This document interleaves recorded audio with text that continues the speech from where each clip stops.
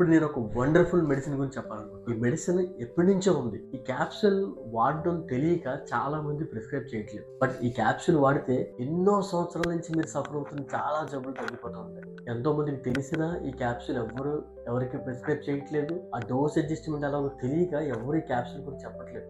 నేను ఈ secret reveal చేయాలనుకుంటున్నాను. మొత్తం టాప్ సెలబ్రిటీస్ అందరూ కూడా ఈ క్యాప్సూల్ వాడతారు. అండ్ వరల్డ్ లో ఉన్న బెస్ట్ లీడర్స్, స్ట్రాంగ్ లీడర్స్ అందరూ కూడా ఈ క్యాప్సూల్ రెగ్యులర్ గా తీసుకుంటారు. మరి మీకెందుకు తీసుకోకూడదు?